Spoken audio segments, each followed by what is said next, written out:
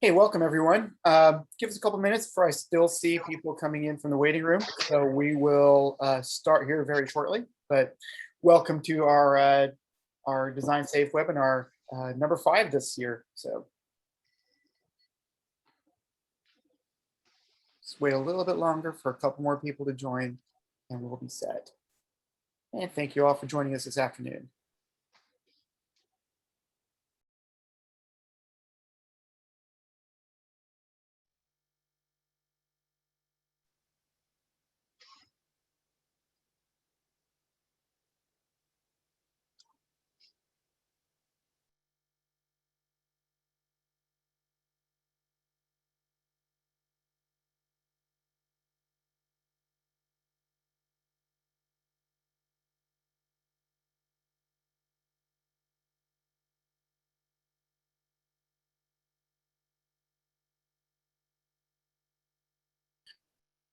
Before we get going, there was a question just went through the chat asking, since this webinar is being recorded, is it possible to access the recording at a later date?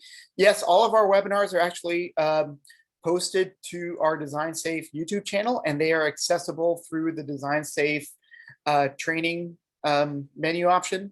And as soon as the video is done for the day, we will go through it and clean it up a little bit and then publish to our YouTube site. And when that's available, you will see that from Design Safe's main page.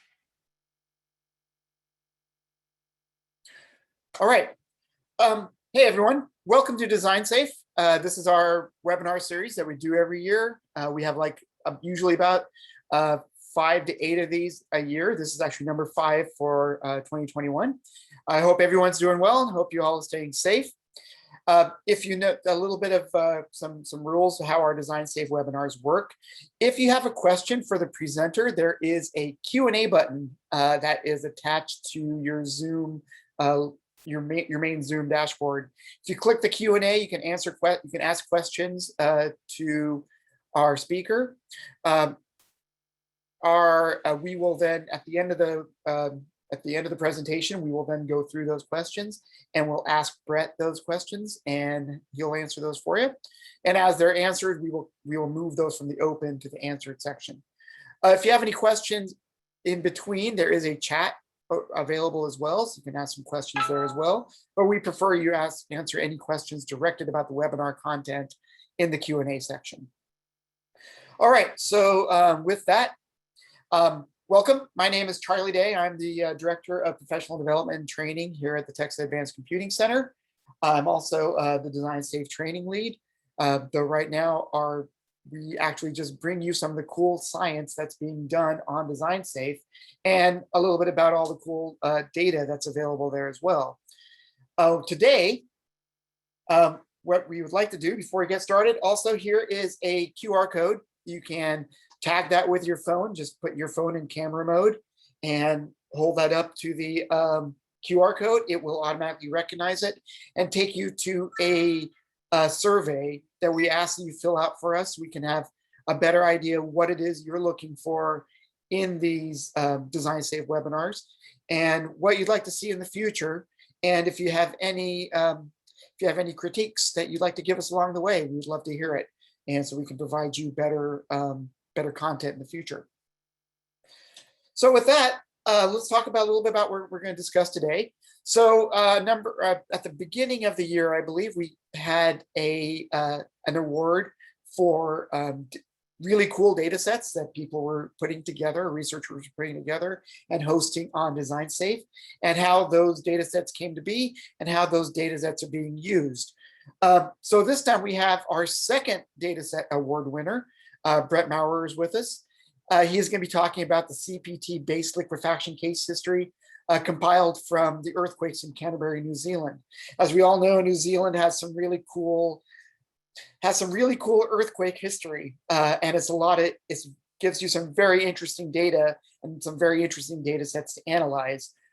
So Brett has compiled some methods to obtain and process this case history, and he's going to be summarizing how he exactly did that, how he brought those into the digital realm, and where they're being used at. Brett's an assistant professor of civil engineering at the University of Washington, where he teaches courses focused on foundation engineering, retention structures, soil dynamics, and geotechnical earthquake engineering, among others. He has a research focus on geotechnical earthquake engineering, including soil liquefaction, which we're going to talk about today. And he's been using machine and deep learning to be able to analyze the data that they've been collecting. Of course, he's also been awarded many caveats throughout his career as well, including the Design Safe Outstanding Dataset Award and Early Career Research Award from the U.S. Council on Geotechnical Education and Research. So with that, let me introduce Brett Maurer. I'm going to stop my share and hand the share over to you. When you're all set, let me know and we will share back. So thank you very much, Brett, for joining us this afternoon and looking forward to your talk.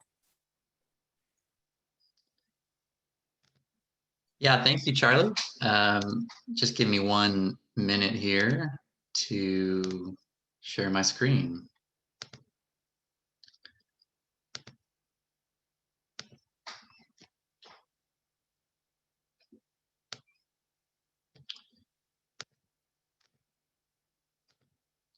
Okay, so I think that should be it. Well, thanks to everyone for joining, of course. So the objective of my talk is really to promote and to grow the use of this case history data set. And so to that end, this is really focused on the data, the methods, and even more so, some particular issues that I think analysts of the data need to be aware of or at least give some thought to. And so this is much less a talk about lessons learned. Actually, there are, I don't think, any lessons to be learned here. This is really about the data. And so that's the target here. So if I just skip to the end product, what is this all about? Well, there's about 15,000 CPT-based case histories. The exact number depends on a number of different criteria that I'll get into a bit later. The data is all in a structural data array file. So this is a single file. It's on Design Safe, so you can download the data from Design Safe and study it externally, or you could study it internally on Design Safe. So the ID number there is 2937, all the details. I'll talk about the data structure, but it's principally an array, and then within the array there are many smaller arrays, so hence it's a very compact file. All of the technical details, discussion topics, the things that I'm going to quickly summarize here in the webinar, they're all covered in detail in this paper on earthquake spectra. And so if you're going to use the data, you've got to go to the first reference here, and I would really strongly encourage you to go to the second one as well. I want to quickly acknowledge the authors of the data set, people that have collaborated on the data kind of over the years. I started putting some of these cases together when I was a student at Virginia Tech, working with Russell Green.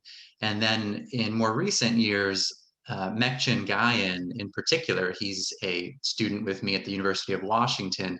He ultimately compiled a majority of the cases in the data set. And so I think he deserves really most of the credit. We also have to acknowledge, though, the people who actually collected the data, who actually did all the work, I would say. You know, this data set, it's much less, let's say much more a celebration of other people's work. It's much less any kind of accomplishment by the data set authors, by any individual here or elsewhere. And then different parts of the data collection were sponsored over the years. So there's many different sponsors. And if we extended this list to sponsors of the original data collection, not the compilation, it would be a very long list. And so there's a lot of credit to be distributed. So an outline of my talk that I'll come back through as I move into it. Obviously, I'm going to talk about the data and the methods, but there are a number of discussion topics that I want people to be aware of. And I think this will probably be the more thought-provoking part of the talk, if there is any. So let's take a peek at the data structure first, and then I'll talk about what's in the data set. Actually, a little bit of backdrop to start, though.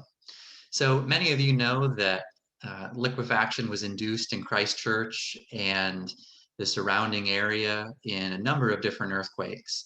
That includes 3 earthquakes listed here that are included in this data set. Those are the September 2010 Darfield earthquake, the February 2011 Christchurch earthquake, and then the February 2016 earthquake that is often called the Valentine's Day earthquake.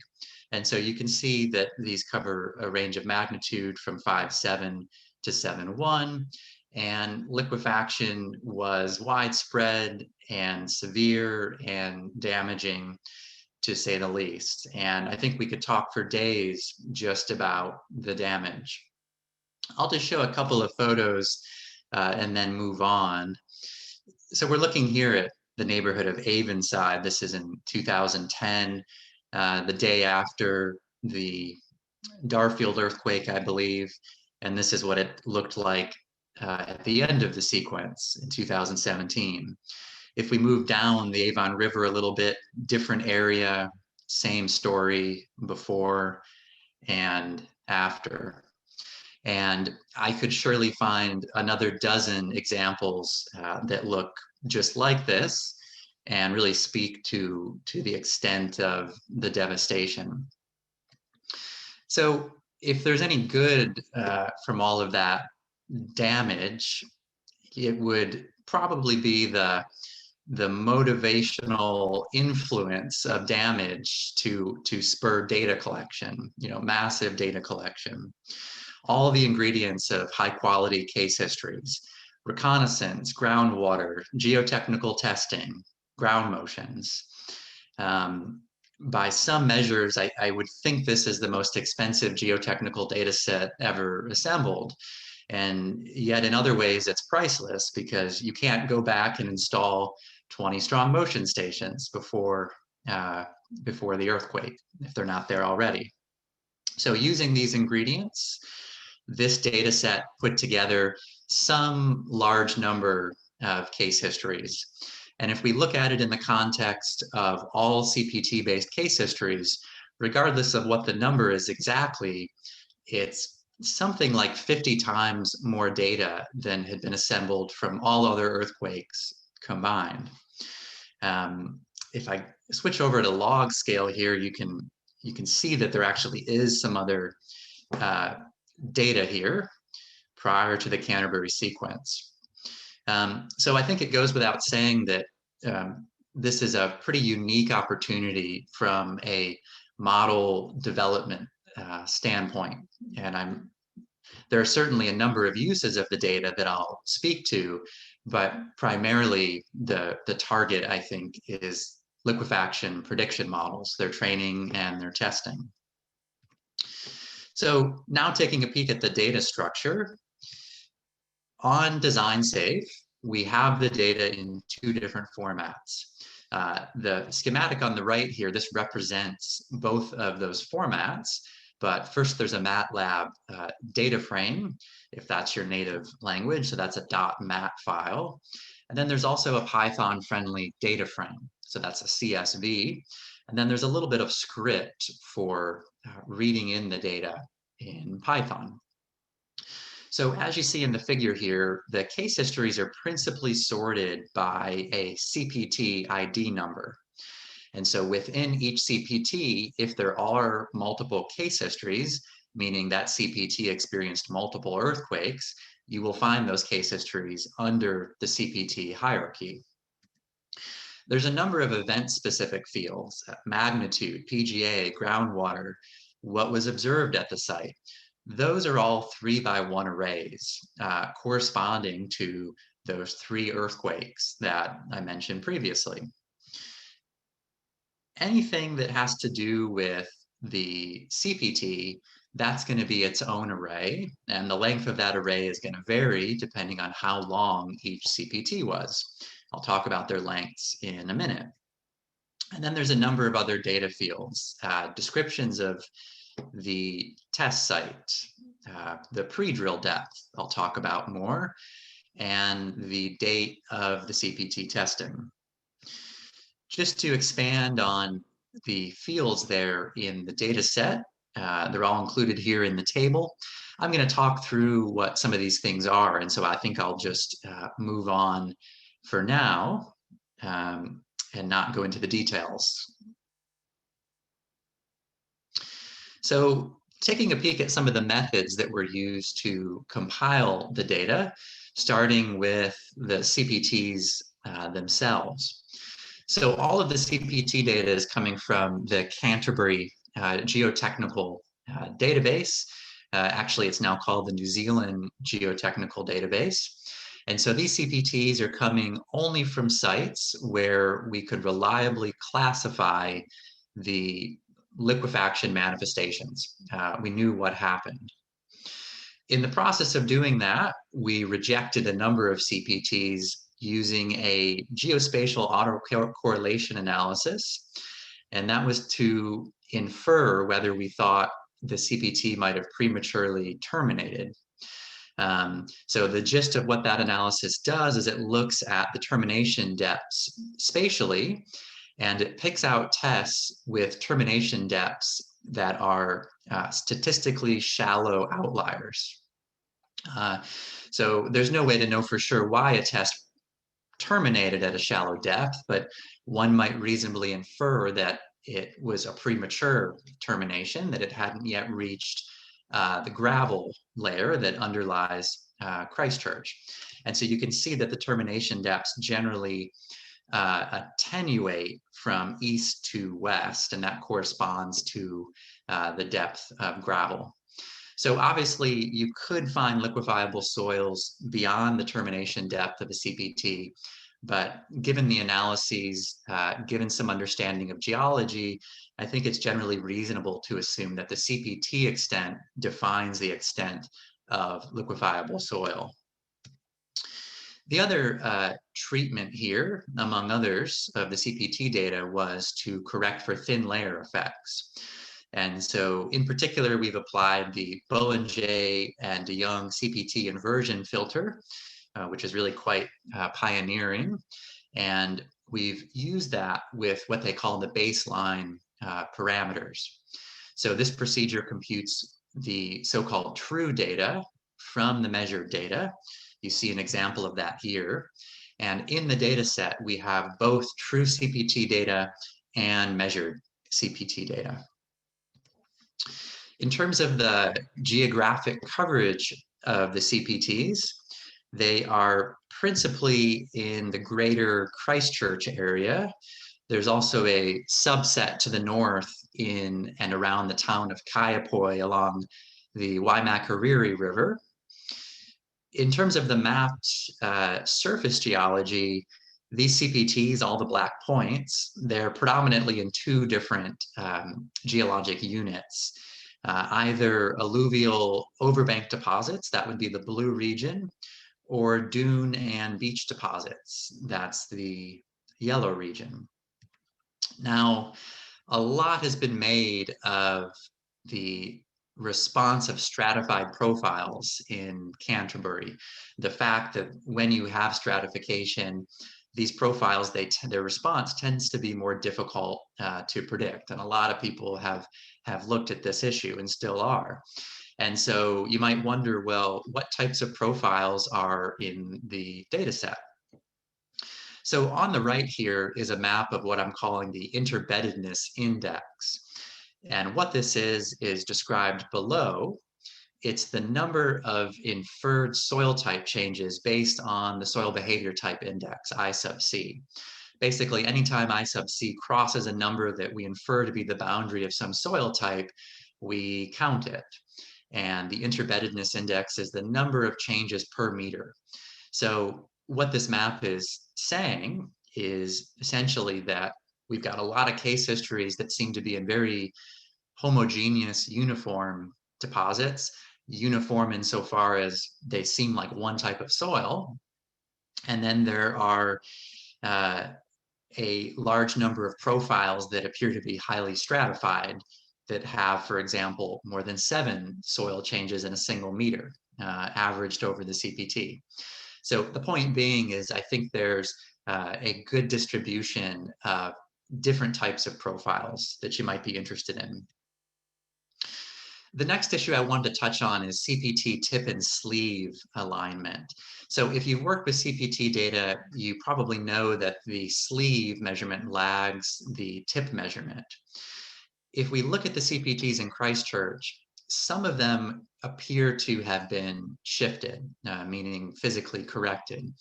Some of them appear not to be shifted, and then some other number, it's hard to tell. It can just be difficult to know. So historically, what have people done about this? Well, the first option is to do nothing. Certainly, I do encounter people who work with CPT data who aren't aware of this issue at all. So that's not too uncommon. Probably most often, though, what's been done is to shift the sleeve measurement up some uniform physical distance, the distance from the sleeve to the tip. A third option that you will now find in CPT processing software packages would be some kind of statistical support to compute a CPT specific shift. This is a complicated issue, but the shift really should probably be a function of the soil type. Maybe the data doesn't need to be shifted, maybe it has been shifted.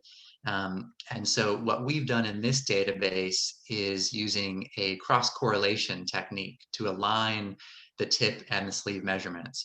Basically, we look for peaks and troughs in the QC and FS data and align them if there's justification for doing that.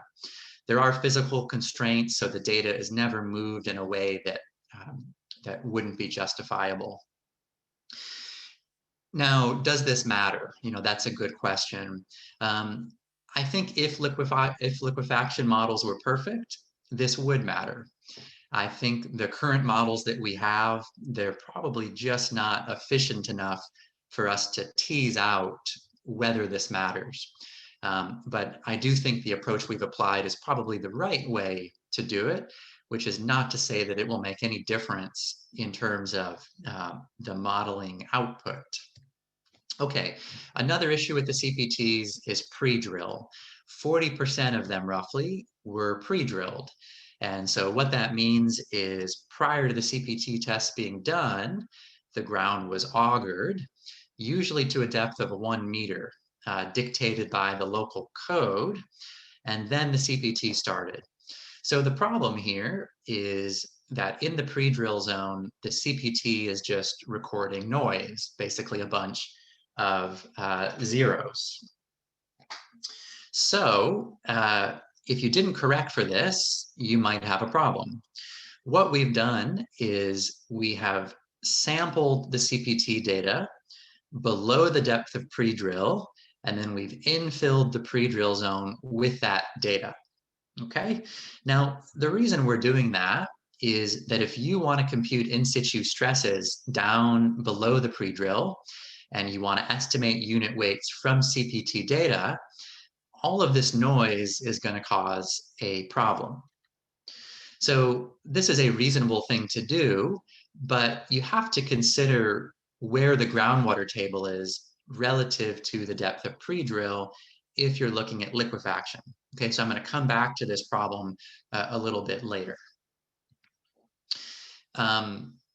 If the pre-drill was unknown, or if the pre-drill was more than 2.5 meters, we just preemptively remove that from the data set. We assumed this is probably not going to be a CPT that's of much use.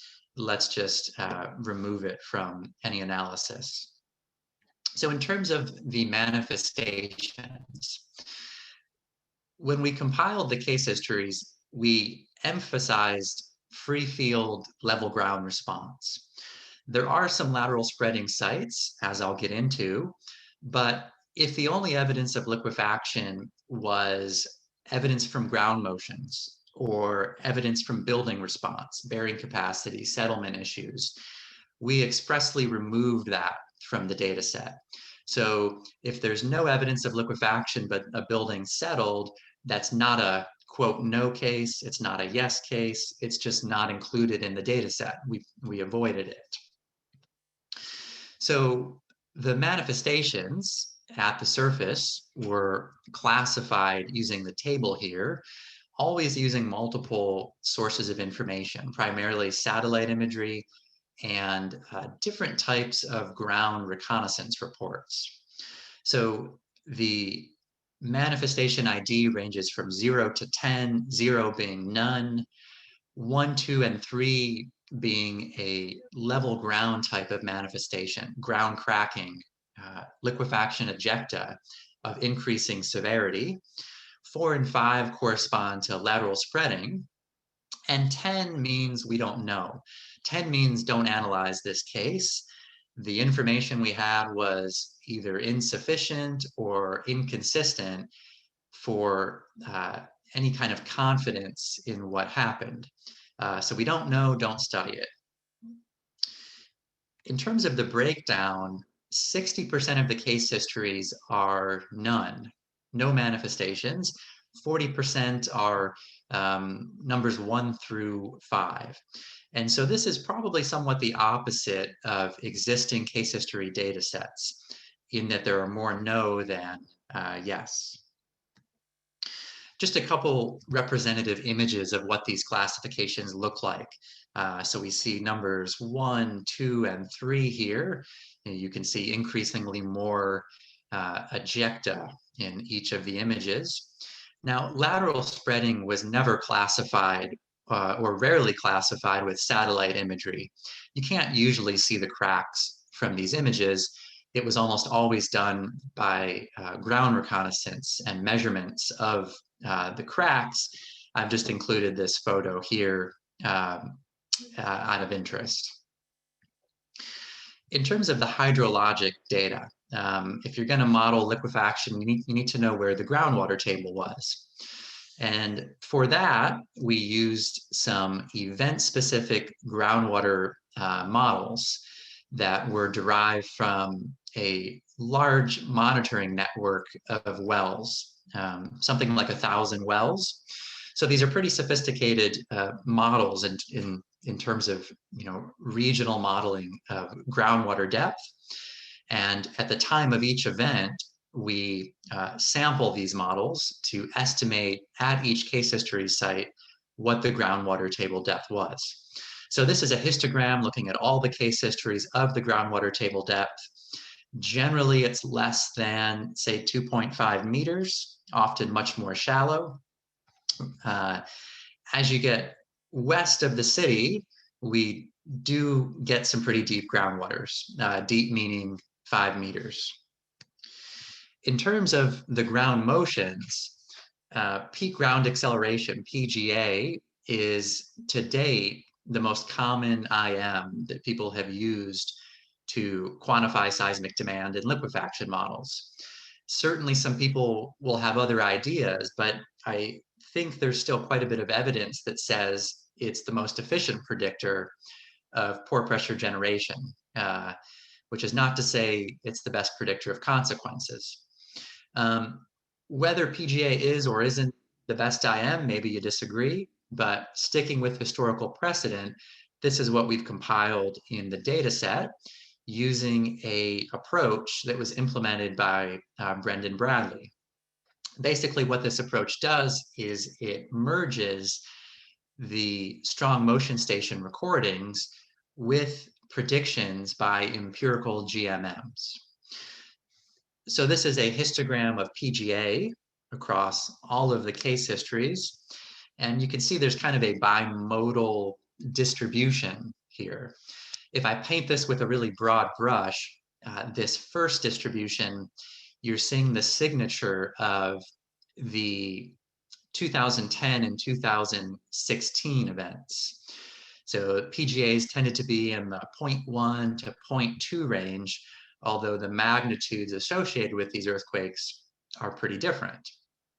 The second distribution here This is primarily the 2011 Christchurch earthquake, much more proximal to the city, more proximal to the case history site, so the PGAs are higher.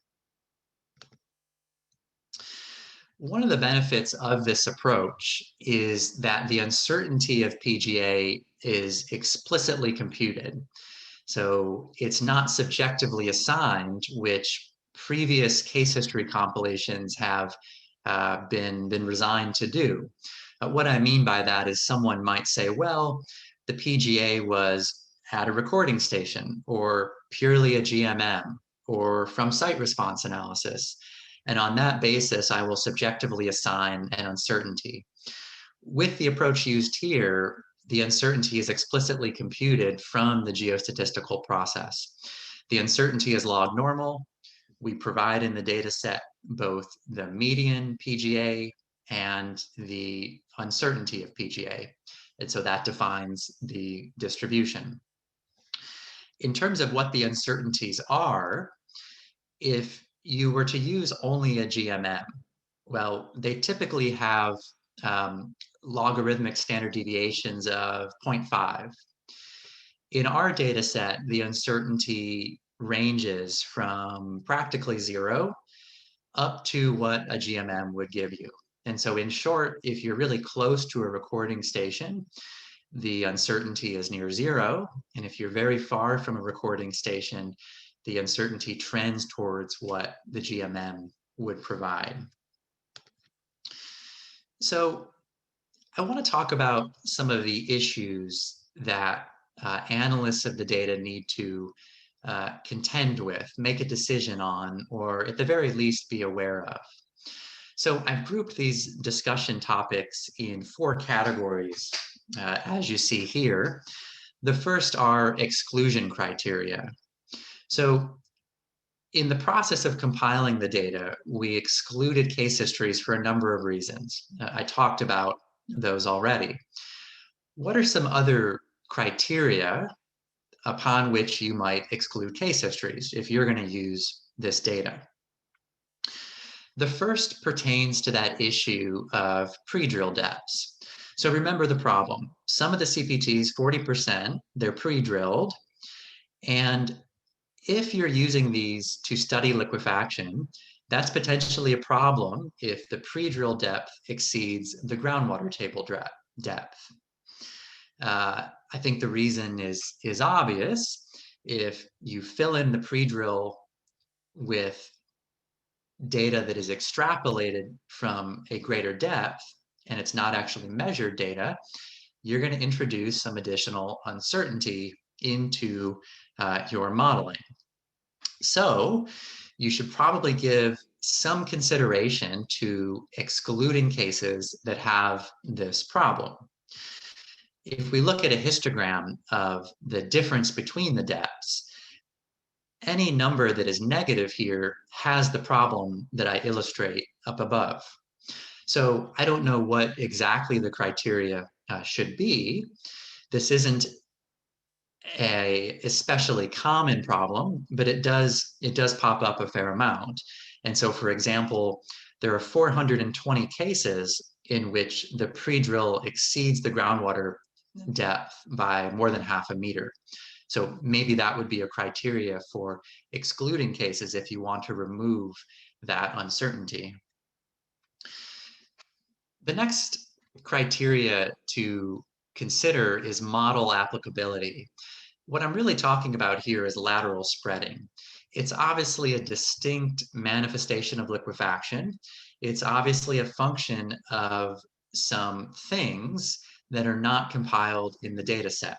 Classically, that would be ground slope, distance to free face, maybe some 3-dimensional consideration of the subsurface. Those are not in the data set. You could compile those things if you were interested in studying lateral spreading. But for some purposes, it probably makes most sense not to study lateral spreading cases. And if that's true of your purpose, there are about 1,100 of those cases. And so I think if you removed every lateral spreading case from the database, you would end up in the 14,500 range, to the extent that it matters. The next category of discussion topic that I want to cover is alternative data sources. So our data set provides I would like to say, well thought out assembly of information. What are some alternatives? The first is ground motions. Now, I talked about the method where we estimate PGA. It merges recordings with GMMs. And that's really underselling the process, which is described in the earthquake spectra paper. The problem, though, that I want to highlight is those estimates could be less accurate if there are some complex local phenomena that the GMMs don't capture. Let's say a case history site is quite far from a recording station. Well, what if there's directivity, surface waves, topographic effects? They would not necessarily be captured in the estimate of PGA. So a physics-based simulation might be of interest because it can capture those effects. On top of that, it obviously provides a full acceleration time history. And so you might be interested in Brendan Bradley's physics-based simulations, which you can access by way of the SizeFinder web portal. So the website is here. There are physics-based simulations for all three events. You have full time histories. You have alternative intensity measures. They are deterministic, but nonetheless may be of interest. And this portal is very easy to use.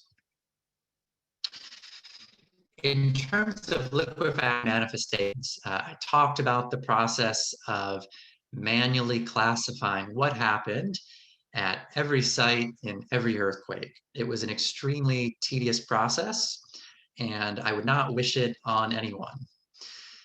I would want you to be aware, though, of another data set that was equally tedious. This was led by some scientists primarily at GNS in New Zealand, and they also put out a very detailed map of liquefaction manifestations in 2 of the 3 earthquakes. Now, these were not developed with any concern for CPT locations, with any concern for compiling case histories. And so I think the scale of the maps is not necessarily consonant with CPT case history scale. Nonetheless, I think you should be aware of this resource and potentially use it. It's really an excellent data set. And so, for example, we have classified CPTs as 10. That means we don't know what happened. Well, an analyst conceivably could look at this data set and could use it to increase the number of case histories. The next category of discussion is correlations and decisions for analysis. If you're going to analyze the data, what are some of the decisions that you might need to make in addition to what I've already talked about? And what are some of the correlations that you might want to utilize? So the first is liquefaction susceptibility. If you're familiar with existing so-called stress-based triggering models, they're not intended to be applied to soils that are, quote, not susceptible, that are too plastic to liquefy by the classic definition, and for which other better models exist. So you might be interested in some susceptibility functions that have been developed from soils in Christchurch. A very large number of samples were taken, something like 2,500, and a series of probabilistic functions were developed that predict the probability that soil is susceptible to liquefaction according to 4 different criteria based on Atterberg limits. So we're essentially correlating I sub C to these different Atterberg limit criteria, at least 2 of which are quite popular. So one example is shown here. I think this is for the Bollinger and Idris criteria. The values on the right side of this table, these are the medians. So this is the I sub c that corresponds to a 50% probability of susceptibility. And you can see these values are within the range that is commonly assumed, say 2.4 to 2.6. Second would be fines content. A number of liquefaction models use fines content as a predictive variable. Using those same samples in Christchurch, a couple of different IC-FC correlations have been developed. One by Lees et al. And one by myself. So those correlations are shown here. On the right, all of the gray markers, these are the data points from the samples, the IC-FC data points. And then cast through the data are a number of correlations. The first two are general global correlations. The latter two are the equations that I'm giving here. And essentially what the Christchurch-specific correlations suggest is that for a given IC, FC, the fines content, is a little bit higher than you might expect from a global correlation. The next issue is unit weight. If you're modeling liquefaction, if you're processing CPT data, you need to estimate the in situ stresses. To do that, you need to estimate the unit weight. I don't know of any Canterbury-specific correlations. I do know of a couple global correlations that I've listed here. The second one in particular has been used in a number of Canterbury studies, which isn't to say that that's any evidence that it's more efficient. Now, liquefaction models are not especially sensitive to estimates of unit weight. And so certainly people analyzing the data have just applied a blanket constant value everywhere. That's not necessarily unreasonable. If you do use one of these CPT-based correlations, I would just recommend that you use some physical constraints. They don't necessarily always give reasonable values. The last issue here is the groundwater table at the time of testing. In the data set, we give groundwater depths at the time of the 3 earthquakes. So that's what you need to infer saturation and therefore susceptibility. But when you process CPT data as part of the stress normalization routine, you need to know what the stresses are. So really you need to know what was the groundwater table at the time of testing. And unfortunately, we don't know what that is. So if we look at the timeline on which the tests were done, you can see that 90% of them were between 2 of the earthquakes, 2011 and 2016. If we look at the groundwater table estimates at CPT sites between September and February on the left, well, there's obviously quite a bit of scatter, but on average, there's only a 1% change. If we do the same thing between the 2011 and 2016 events, there's a 14% shift on average. I don't know that there's a perfect solution here, in lieu of much more detailed regional modeling, but I can think of 2 suboptimal solutions. One is to either interpolate the groundwater depth from the 3 events based on the time of testing. The other is to simply average the 2011 and 2016 values, given that most CPTs were performed in that time. I also wanted to say something quickly about model training, testing, and bias. So my read of publications that have proposed or calibrated or tested liquefaction models is that they often kind of fail data science 101. They frequently don't have standard test metrics. They don't have unbiased test sets. They often don't test at all. They simply train on all of the data, and that's the end of it. So this is a generic, vague statement, but I would just encourage analysts of the data to use objective and standard and repeatable measures of performance. Try to do better than what has been done in the past. Account for finite sample uncertainty. If you study a small number of case histories and one model appears to be better than another, it doesn't necessarily mean anything. Is that value significant? Do hypothesis testing before you really conclude anything. Again, data science 101. I want to end this topic by saying there's a ton of data here, obviously, but it's from one region, from 3 earthquakes in one place. So it's obviously really important that you weigh results from Canterbury with case histories from elsewhere. And I would point to the NGL project as a great source of global case history data.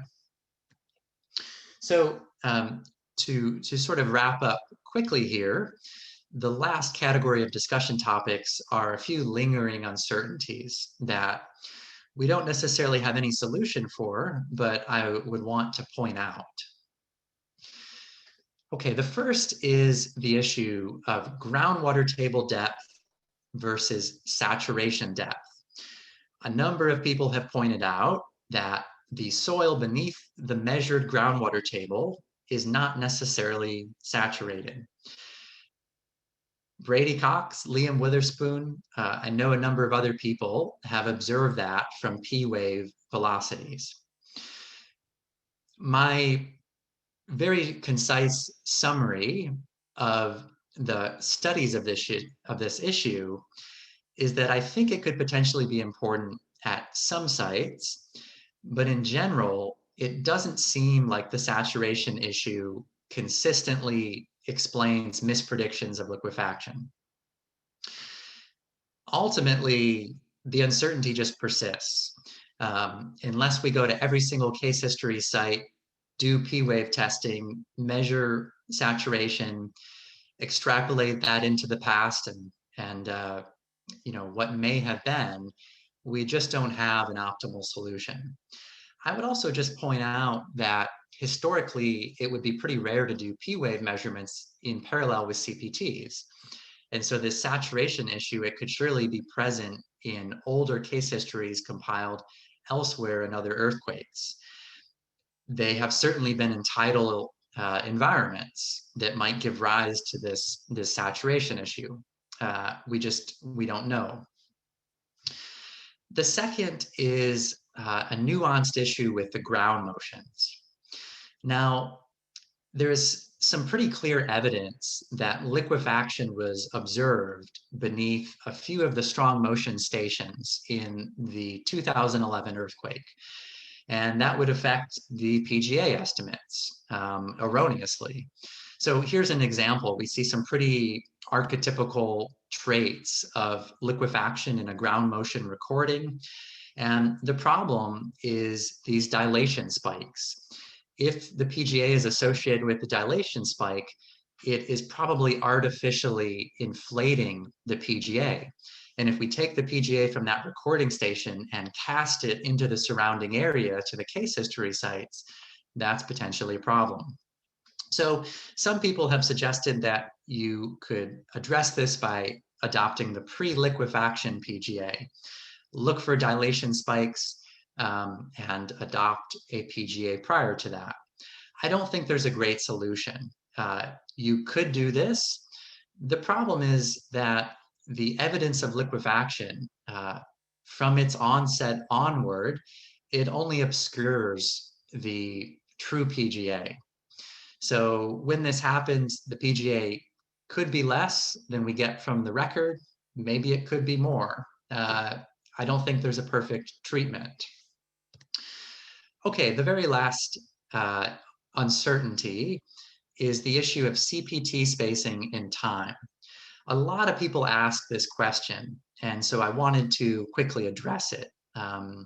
This is a pretty popular question in the review process.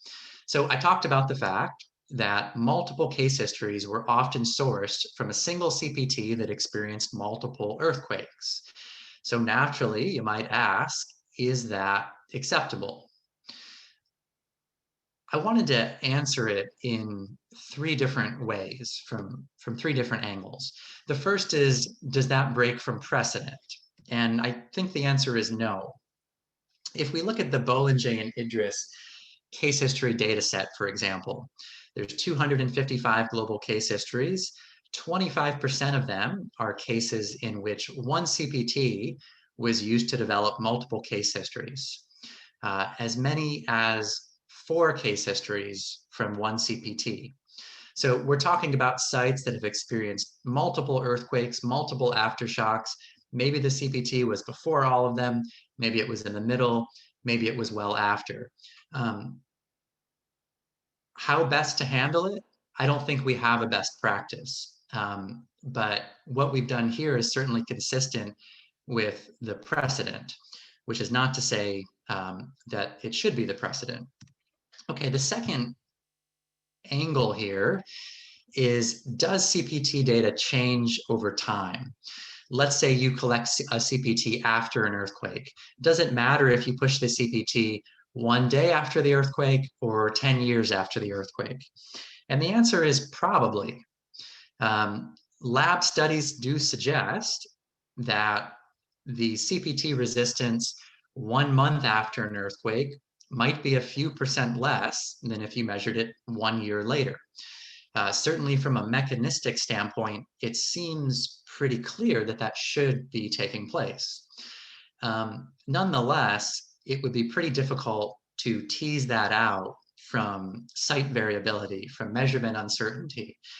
And as far as I know, no case history publication has considered this issue.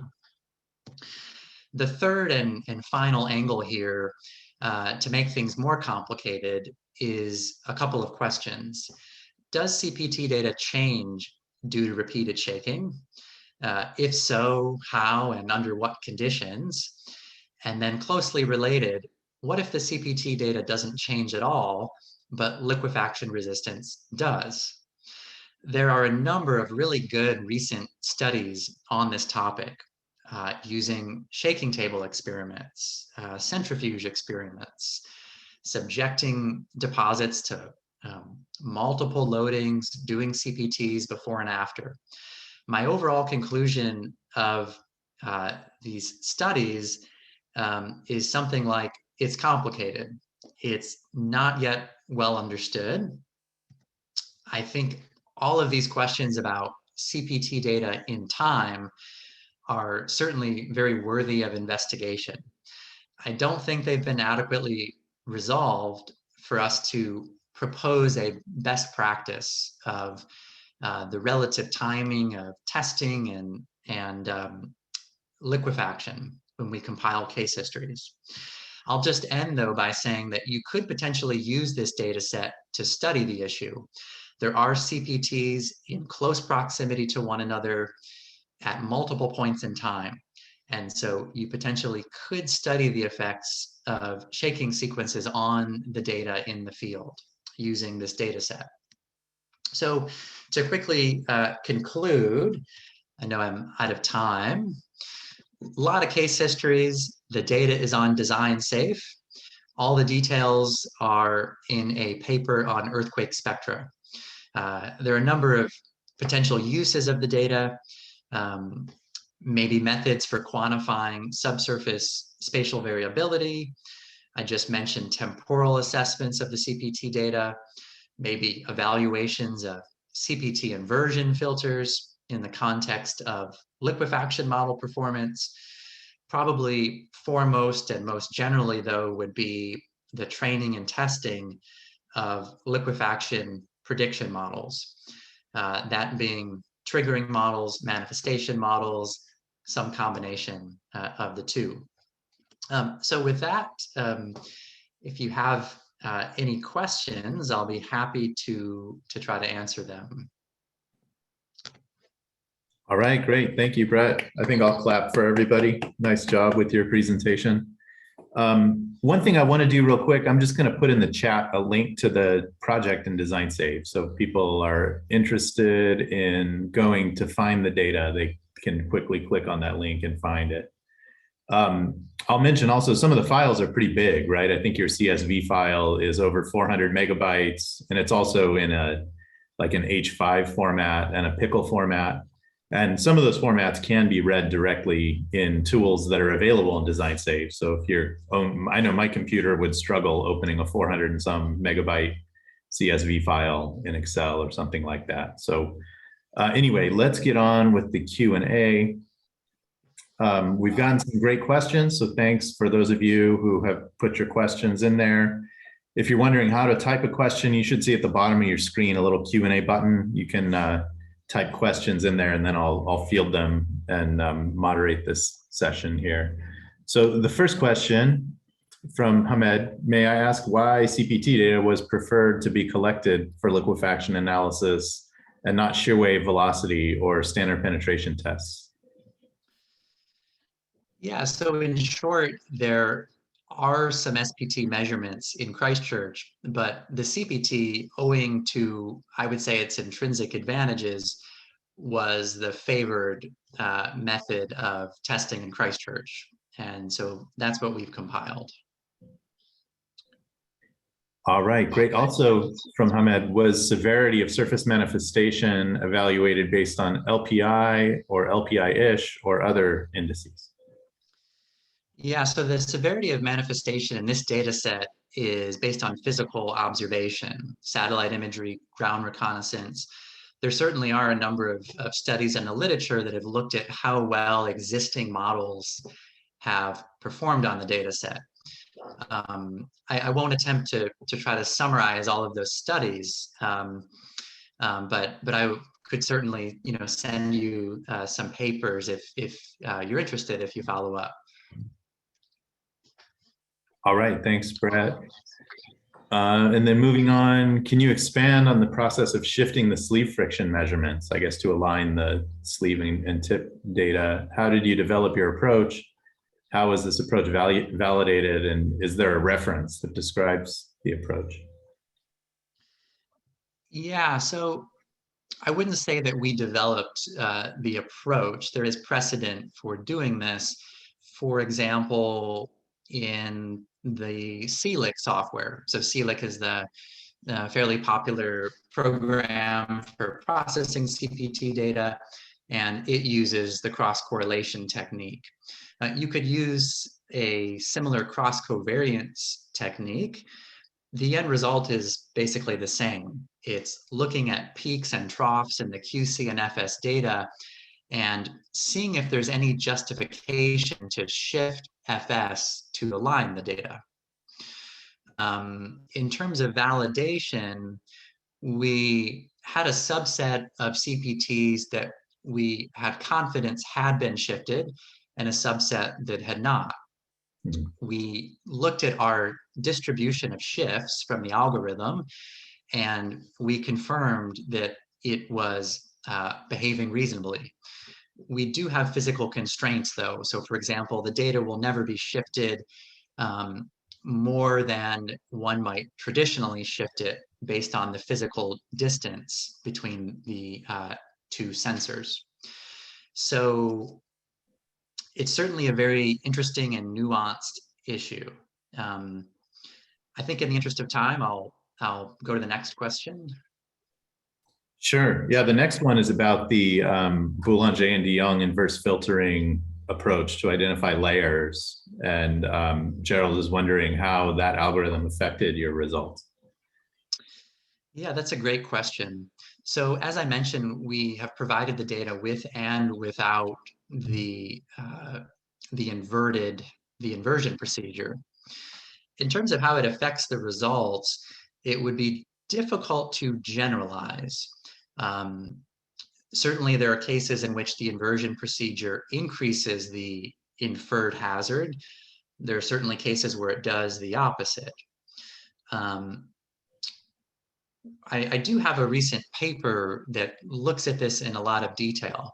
I think instead of trying to summarize it, I'd be happy to share that paper. It gets into sort of all of the reasons why the inferred hazard might go up or might go down, whether it seems to improve the efficiency of existing models and so forth. Yeah, I had kind of a follow-up question too. Our existing CPT-based triggering models did not use any kind of inverse filtering on the data. They usually pick a representative tip resistance value. So do you think there could be bias introduced there by applying the filtering and then using existing triggering models? Yeah, that's a great question, Scott. It certainly would seem like there is. As part of this paper that I mentioned, it's in engineering geology, we did attempt to redevelop a triggering model from scratch using inverted data, because we had this hypothesis that maybe fixing the apparent bias would improve performance. We didn't see it improve performance. I would hesitate to really conclude much from that. The only way to actually evaluate an inversion procedure would be using calibration chamber data, physical or numerical, to look at the performance of liquefaction models and then to say anything about the inversion procedure. It's something of a mistake. We're not directly evaluating the inversion procedure. We're only evaluating the inversion procedure in series with models. And so I think similar to the alignment of QC and FS, you could treat the data in an optimal manner and you could see no benefit in the liquefaction model performance. And that may be the case here. I'm just not sure that our models are efficient enough for us to kind of tease out the differences in the treatment of the data. Yeah. Great, thanks. And then Gerald asked a question with a couple of follow-ups about the effect of earthquakes on changing CPT resistance. And I think he typed the question before you addressed it toward the end of your talk. So you definitely covered this, but he does have some responses to what you said. You know, you indicated that there's precedent for using a single cone test for multiple earthquakes. And he's just pointing out that precedent doesn't necessarily make it right, just consistent with practice.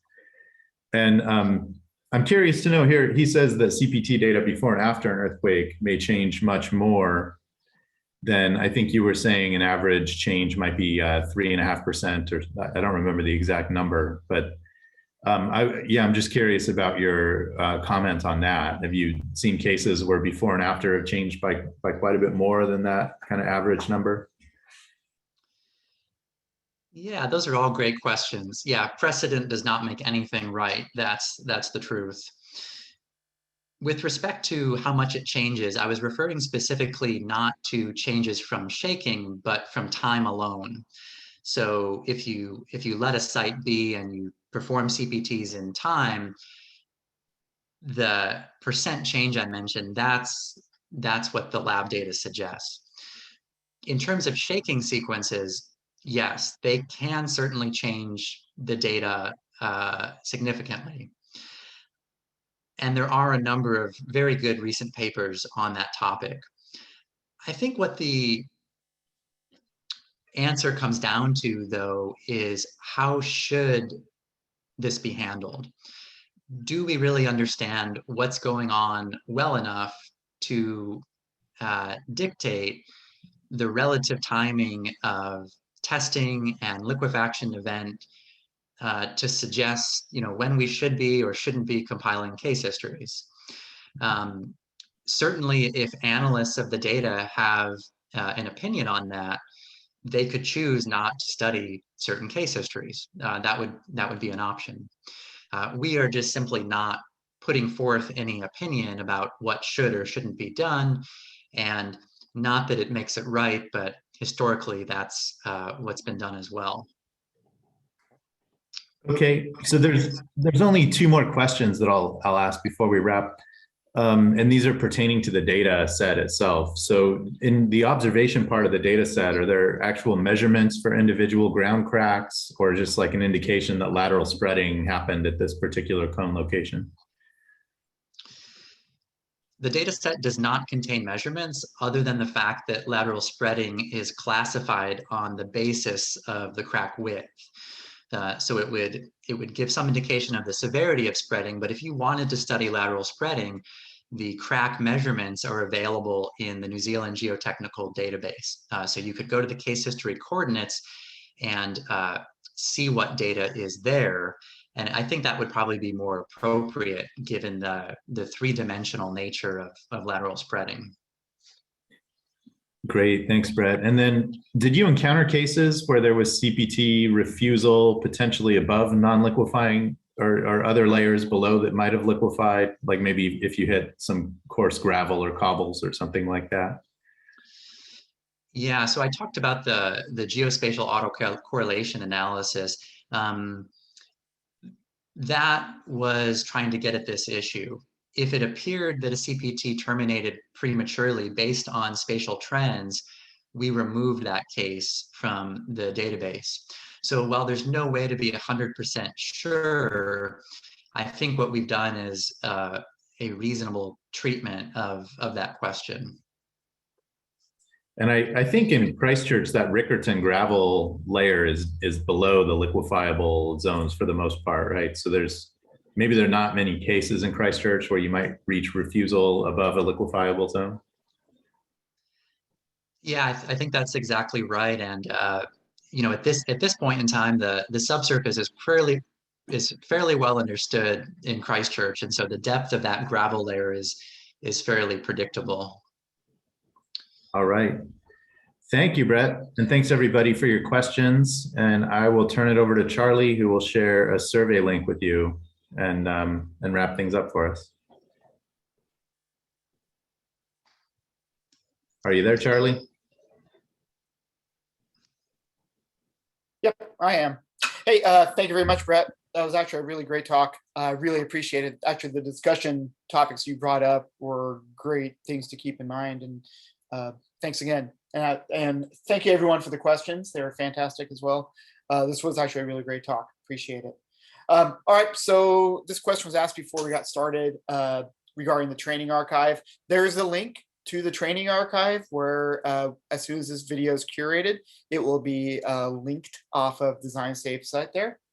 And once again, there is that's the QR code for the survey that you should have been emailed the survey as well.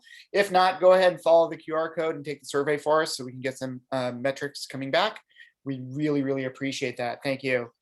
And once again, thank you very much, Brett, for joining us this afternoon and sharing your data set with us and giving us some insights on it.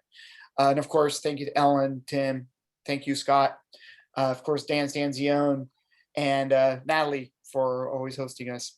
Find us on Slack if you have any questions or further questions you'd like to talk about. Feel free to email us at training@designsafe.ci.org. If you have any webinar suggestions that you'd like to see us put together, feel free to give us those suggestions as well. Well, we're very much open to it.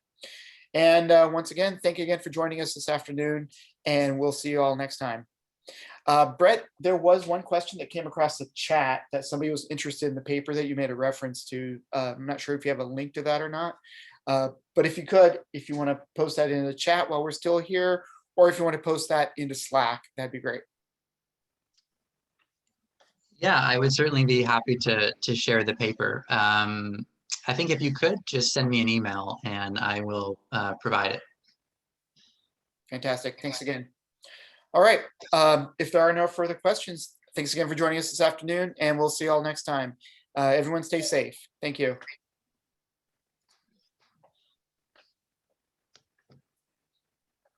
Well, thank you very much to you all for